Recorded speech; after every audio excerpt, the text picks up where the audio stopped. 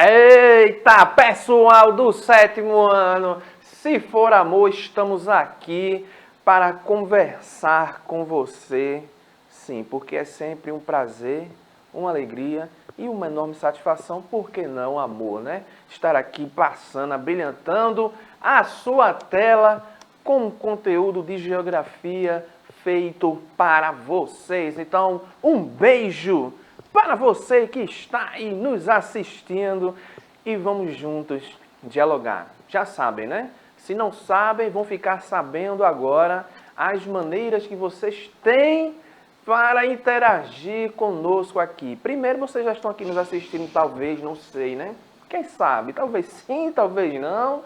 Pessoas de outras cidades que conversam comigo pelas redes sociais, sim, atualmente estão lá me assistindo, que é justamente a tela da TV Nova Nordeste 22.4. A gente está sempre aqui passando pelas manhãs, conversando com vocês. Tem a reprise a partir das 2 horas da tarde.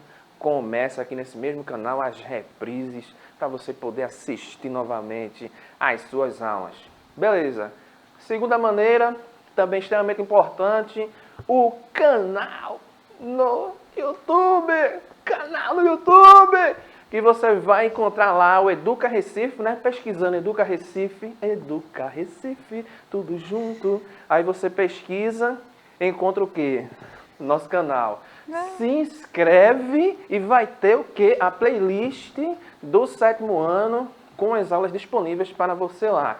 Organizadinha, com a data, com o nomezinho, né, da disciplina, tudo perfeitinho para você encontrar com facilidade. E aí, a terceira e a forma mais importante, né, que é aquela que você pode interagir simultaneamente com a nossa aula, que é o quê? O Educa Recife, o nosso aplicativo vai entrar. Será que vai entrar? Não sei se vai entrar. Vai entrar. Ainda não, mas eu sei que vai chegar na sua tela. Agora vai entrar o QR Code aqui para facilitar os caminhos. Já jogar você diretamente na loja de aplicativos. Você baixa o Educa Recife, pode interagir com a nossa aula simultaneamente. Vai ter lá, se você for professor, sou servidor. Se você é aluno, sou aluno. Aí faz lá o login e hoje quem vai estar conversando com você pelo aplicativo, olha só, é a professora Adriana. Bom dia, professora! Bom dia, Gilson. Boa tarde, boa noite. Eu não sei o horário que vocês vão assistir essa aula. É uma alegria estar aqui com esse professor cheio de energia, cheio de alegria e com vocês, sétimo ano. Então é muito bom interagir com vocês, não é? Então coloquem aqui suas perguntas, não é? Interajam conosco. Se não, pelo YouTube, como o professor Gilson falou, tá bom? Em algum momento esse professor vai ver lá, não é? E vai lhe responder pelo chat, tá bom? Então estamos juntos, vamos seguindo, professor Gilson, nessa energia boa. Rapaz, é bom dia, é boa tarde, é boa noite. Vocês assistem a gente, é uma alegria, né? Vamos falar hoje sobre o Cerrado. Tranquilo, vamos entender hoje o que é o Cerrado, as características deste bioma, que abrilhanta a parte mais central do nosso país. Beleza? Vamos devagarzinho entender aqui um pouco sobre o nosso Cerrado brasileiro. Se lembra que a gente trabalhou aqui em aulas anteriores? Eu sei, pare de reclamar. Já parou? Eu vou falar agora. Clisman está aqui fazendo a interpretação de Libras. Eu tinha esquecido, né? Ainda bem que você é um aluno esperto e estava reclamando. Posso agora seguir? Pronto, tranquilo. Em aulas anteriores, falamos sobre a caatinga. Aquele bioma que ele é endêmico. O bom é que agora vocês já sabem, né? A gente não precisa mais estar explicando o termo técnico. A gente fala endêmico, aí vocês já sabem, né? É só nós. E demos algumas características sobre a caatinga brasileira. Falamos da fauna, falamos da flora, falamos da questão climática, né? Por que o clima presente na caatinga é o clima semiárido?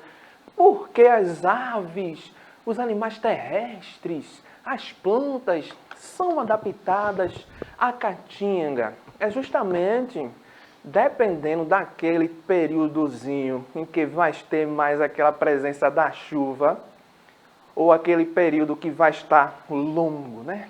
Longos períodos de escassez, aí nós vamos ter tanto a fauna como a flora adaptado àquele ambiente. Então, falamos aqui muitas coisas sobre a caatinga, vocês viram ali as espécies vegetais, os nomes, né, que elas recebem, né? Tudo isso, sei lá, nas nossas aulas anteriores falando sobre a caatinga. Mas se lembra quando a gente citou aqui uma plantazinha chamada caducifólia? Eu fiz uma menção ao cerrado brasileiro, fiz aquela comparação, né? Eita, caducifólia, plantas caducifólias. O que é que são plantas caducas? Já vou até botar umas imagens aqui para facilitar para vocês lembrarem. O que é que são as plantas caducas, professor? Aquele período, né? Mais seco, chovendo pouco. Eita, é seca bruta. Aí o que é que vai acontecer? O vegetal não vai permanecer com as suas folhas. É justamente esses que estão aqui na parte mais central da sua tela. Percebe aí, ó, que os galhos estão secos, sem tantas folhas assim, perdeu as folhas. Por que, professor, perdeu as folhas? Porque elas são caducifólias, caducas, elas perdem essas folhas num determinado período do ano. As plantas têm o seu processo de transpiração, que é justamente o quê? Liberar umidade através das folhas para o ar. Então, se elas estão ali inseridas num ambiente seco, quente, baixo índice pluviométrico, dificuldade extrema de encontrar água, por que ela vai ter uma folhazinha ali e perder esse líquido que ela já tem retido dentro dela? Por isso que quando chega nesse ambiente quente, chega nesse período do ano, melhor dizendo, de seca, ela vai e perde a folha. Quando volta de novo a encontrar um recursozinho hídrico, ela vai lá e repõe a folha. Isso dentro da caatinga brasileira. As plantas caducifólias, todas elas ao mesmo tempo perdendo as folhas. Estiagem, vai lá, perdeu a folha. Voltou a chover, aí ganha a folha. Já no cerrado, elas são o quê? Semi-caducifólias. E aí se lembra do exemplo. Se vocês não lembram do exemplo que eu fiz com a professora Vanessa, hoje, Juninho, eu vou fazer o exemplo. É com a professora Adriana. Vamos embora, vem comigo. Vamos lá, vamos perder esse negócio aí. Caducifólia. Estamos aqui na Caatinga. Eu e a professora Adriana. Dois aqui vegetais, sim, presentes na Caatinga, adaptados àquele ambiente seco, né, semiárido, né? Tem muito mandacaru, tem muitos cactos, né? Em vez de folhas, espinhos, justamente para evitar essas transpirações. Mas aí, caducifólias. Eu e a professora Adriana estamos com folhas. Só que aí parou de chover, mulher. Eita, aí complicou. A gente vai perder a água que a gente está aqui, hein? Para que a gente vai perder a água? Vamos perder essas folhas, bora? Vamos. Aí a gente derruba nossas folhas. Perdeu. Aí voltou a chover, a gente volta com as folhas. Volta as folhas. Agora, por que no cerrado é semi-caducifólia? Porque naquele período de seca, eu vou perder minhas folhas. Mas só que a Adriana é teimosa, ela vai continuar. Aí depois a Adriana perde, aí eu devolvo. Eu começo a ter folha. Então, ou seja, não tem aquele padrão. Não é feito a caatinga, todo mundo perdendo as folhas ao mesmo tempo. É semi-caducifólias. Enquanto umas mantêm, outras perdem. Aí depois a outra volta a ter e a outra perde. Não tem aquele padrão. Não são todas que perdem as folhas no mesmo período. Beleza? Interessante, né, professor Tá vendo Gilson? como a natureza é bela, né, professor? E nos ensina. Ensina demais. Pois vamos embora. E aí a gente volta para cá para seguir a nossa aula. Olha aqui, ó, é o segundo maior bioma da América do Sul. E o segundo maior bioma do Brasil. Compreendendo aí cerca de 22% do território brasileiro. Caracteriza-se por ser uma região de savana. Savana, isso mesmo. Já lhe remeteu ao quê? Ao continente africano, né? Porque, olha aqui o mapa. Regiões de cerrado ao longo de todo o globo terrestre. Pode ver aí, ó, na região da savana africana, né? Essa parte mais central do continente africano. A gente encontra lá, ó, na região da Austrália, né? É bem comum a gente ver aquelas fotos dos cangurus, né?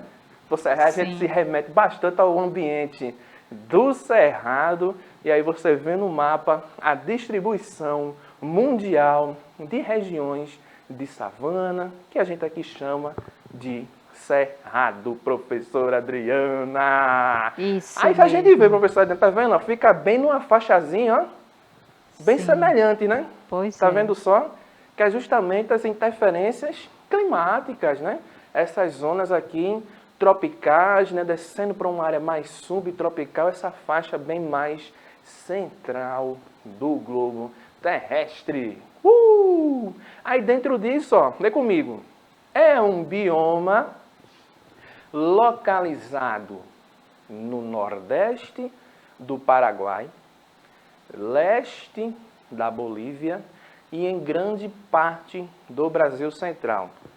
Quando a gente falou da Caatinga, vocês se lembram, né? Particularidade nossa, endêmica, só vai existir aqui. Sim, professor, mas o senhor mostrou aí um mapa que o clima semiárido, ele também ocorre em outras áreas do mundo. Beleza, o clima semiárido. Mas o tipo de vegetação, dos vegetais que existem ali, da biodiversidade que existe dentro da Caatinga, ela só vai existir aqui no nosso território nacional. É um bioma que sofre com ação humana? É sim. A atividade antrópica, né? Afeta não só a Caatinga, como também os outros demais biomas. Como ela é endêmica, né? A gente tem que ter um pouco mais de cuidado, né? Vamos preservar aquilo. Claro que temos que preservar todos, né? A gente tem que ter esse cuidado com todos. A gente tem que ser sustentável e se alertar a essas questões. Mas já o Cerrado tem o trecho brasileiro e também ele passa um pouco para outros países, né? Também uma parte mais internacional. Se a gente ver aqui no mapa, ó, olha aqui, ó, a distribuição do Cerrado no nosso território nacional. Ocupa bem essa parte central e vocês veem que lá em cima, no norte, tá vendo que tem alguns vesquícios ainda, lá em Roraima, um pedacinho do Amapá, também tem alguns vesquícios ali, ó, dentro da área amazonense, mas ela é bem predominante nessa faixa aqui, ó, central do país, a região ali centro-oeste, aí sobe um pouco ali para a região nordeste, pega um pouco ali do sudeste ainda, e aí fica aí a distribuição deste bioma que também sofre muito com a atividade humana, principalmente no setor de agricultura, né? As atividades agrícolas, as monoculturas, produção principalmente de soja, né? As chamadas fronteiras agrícolas que vão avançando aí, tirando essas camadas naturais que existem no cerrado, né? Dos arbustos, transformando ali grandes áreas de plantações com um único tipo de vegetal, e aí não tem esse cuidado de repor a vegetação natural, a vegetação que é nativa dali, degradando todo aquele espaço, todo aquele ambiente com desmatamento, aí não tem um reflorestamento, tem a utilização muito de agrotóxicos, né, que vai afetar todo aquele solo, né, chegando a causar ali algumas regiões de semelhantes a desertos, né, as desertificações, né, quando aquele solo fica improdutivo, então a gente tem que ficar também ligado nesse destaque aí. Beleza, pessoal? Tranquilo, né? Olha aqui agora, ó, o clima. O clima, ele é sazonal. Professor, o que é sazonal? Vamos agora entender o que é uma coisa sazonal. Se o Juninho cortar para mim aqui agora, a gente vai entender. Clima tropical sazonal. Professor, o que é sazonal? Bom, né? Em alguns períodos do ano, a gente dentro dessa lógica consumista, né? Capitalista de consumo, é bem comum a gente ter o quê? Aquelas datas no ano que são comemorativas. Então, assim, professora Adriana, a senhora gosta de receber um presentezinho, não gosta? Hoje isso é bom, Uma né? coisa boa, né? Legal. Quando a gente chega naquele período do ano que a gente fala ali da Páscoa, a senhora gosta de ganhar um chocolate? Bom, né? É bom, né? Se o varão não lhe der um chocolate, a senhora fica triste, não fica? Fico não, fico não. Fica não. Já faz muito tempo, 21 anos convivendo, já não dá para sentir Não dá raiva, não. mais não. Tá não. Quando a gente chega naquele período mais junino, aí vem a questão de quê? Do milho, né? Sim. Canjica, pamonha. Então a gente vê só, quando a gente chega na Páscoa, é bem comum a gente consumir bastante chocolate. Aí vem o ovo de chocolate, e vem não sei o quê, tem que dar presente à mulher. E toda é, né, aquela coisa Gilson? voltada. Tem que dar, porque senão dá problema. Aí tem que dar. Eu te- Tem que dar negócio de chocolate. Quando chega na questão mais junina, aí vem comida de milho, né? Bolo de milho, mandioca, pamonha, aí tem o munguzá, né? Então você vê que são alimentos, coisas que são degustadas sazonalmente. Em um determinado período do ano, a gente começa a consumir chocolate. Aí depois para. Só quando voltar na Páscoa de novo é que a gente vai consumir chocolate. Só quando voltar de novo São João que a gente vai comer uma canjica. Ou senão naquele período de quaresma, né, que consome muito peixe, né? A gente tem essas sazonalidades. Tem pessoas também que, por exemplo, moram distantes, aí vem para a capital, passa um período aqui trabalhando, aí nas férias retorna. Então, ou seja, passou um período aqui. São coisas sazonais, são coisas ali temporárias. Por que a senhora está sorrindo com essa Sinônimo, não é? Não é? Temporalidade com Olha sazonalidade. aí, Olha aí, interdisciplinaridade. coisa boa, né? Então, quando a Acontece. gente fala clima tropical, sazonal, vai ter essa característica. Mas como assim, professor? Que característica é essa? Aí a gente continua lendo ali agora, que vocês agora vão entender a sazonalidade. Ó. Tem um inverno que vai ser mais seco, que vai de maio a setembro. Aí depois muda para verões chuvosos, de outubro a abril. Não sei de onde foi que surgiu essa palavra, professora. Então, ou seja, 2 períodos sazonais que ocorrem dentro do cerrado. Aí a gente vai ter aquela mesma característica que eu falei aqui da questão da caatinga. Vegetais adaptados, a fauna também adaptadas a todos esses períodos sazonais que se encontram ali dentro deste bioma. Que coisa maravilhosa, né, professora? Quando a gente vai Demais. devagarzinho, desmiuçando, a gente Sim. vai entendendo o negócio aqui, né? 7º ano, eita, vai. Olha aqui, ó, os principais... Imagem linda. Né, não? Os principais produtos agrícolas que são cultivados no Cerrado. A soja, a cana-de-açúcar, o milho e o algodão. Na imagem ali, professor, aquelas colheitadeiras, tá vendo? Sim. Que justamente nos faz remeter o quê? Mecanizou. Antigamente tinha que ter lá uns trabalhadorzinhos vestidos, né? Na enxada colhendo, aquela coisa toda. Aí passa pela aquela questão da Revolução Verde, mecanização do campo, aí vem essas grandes máquinas fazendo o serviço, né, que seria comparado a vários trabalhadores. Quantos homens não seriam necessários? Quantas mulheres não seriam necessárias para encher um caminhão desse, né? Duraria bastante tempo, né? Aí tá lá a colheitadeira fazendo serviçozinho, dura ali questões de minutos. Mas aí faz justamente remeter ao quê?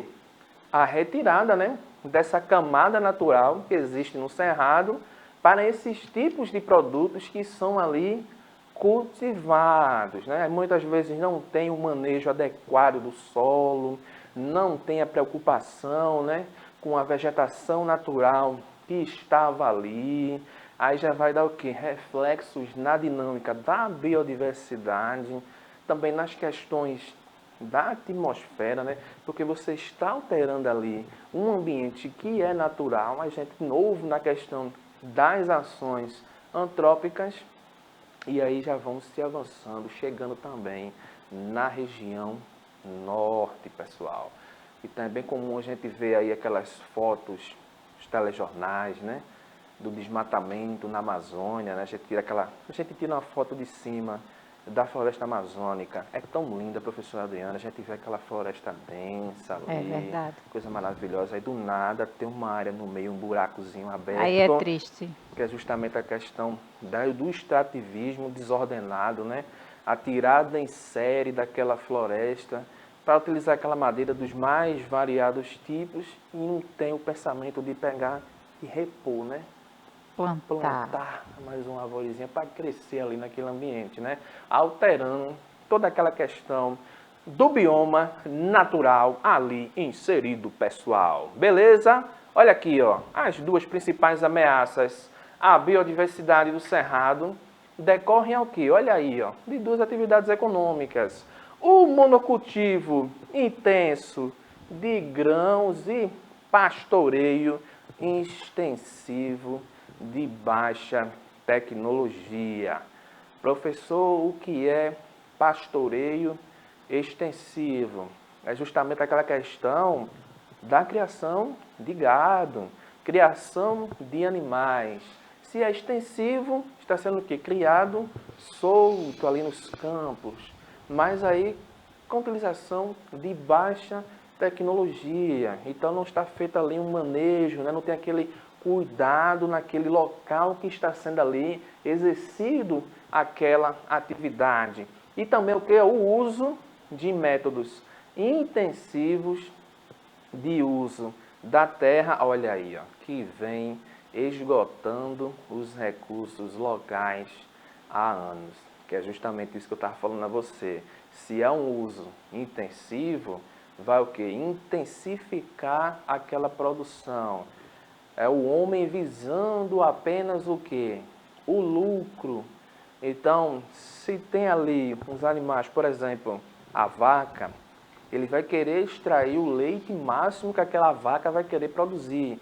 Então, não é aquele manejozinho manual, feito lá no extensivo, né?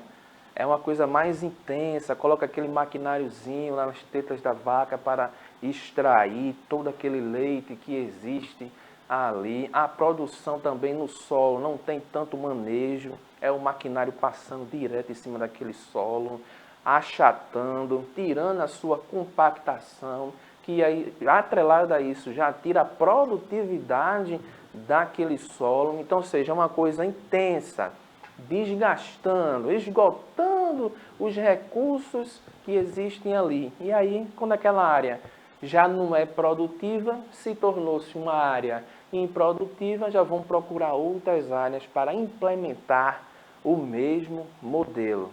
Beleza? Aí fica ligado nisso aí. Quando falou na questão extensiva, a coisa mais solta, né? É o gado solto, a galinha ali no pasto, aquela coisa toda, né? Intensificou o gado preso, produção de série, sem controle nenhum. Beleza, pessoal? Fica ligado aí, viu? Tá bom demais! Um dos maiores e mais importantes biomas brasileiros. Sua biodiversidade ocupa 12% do território nacional e sustenta diversas comunidades indígenas e quilombolas.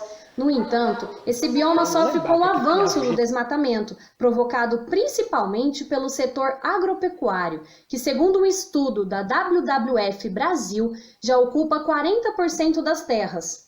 Com a falta de políticas ambientais, a pandemia potencializou ainda mais a destruição do cerrado, como denuncia a vice-presidente da Associação Quilombo Calunga, Dominga Natália. Há pouco tempo, agora no meio da pandemia, uma parte do nosso cerrado foi devastada para a plantação.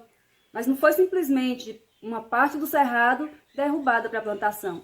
Foi uma grande agressão à nossa caixa d'água, onde abastece todo o sítio histórico e patrimônio cultural Calunga. Isso ali indo para frente vai estar nos prejudicando, vai estar prejudicando a biodiversidade, vai estar prejudicando não só o território Calunga, mas todo esse bioma cerrado, que é onde ainda tem uma parte preservada, é aqui no Quilombo. Se observar por satélite consegue ver isso. Então não se trata simplesmente de um desmatamento, trata-se de uma agressão a um meio que está preservado há mais de 300 anos. A iniciativa MAP Biomas apontou que a destruição do cerrado segue mais rápida que na Amazônia, totalizando 408 mil hectares de solo devastados, uma área equivalente a quase 4 municípios do Rio de Janeiro.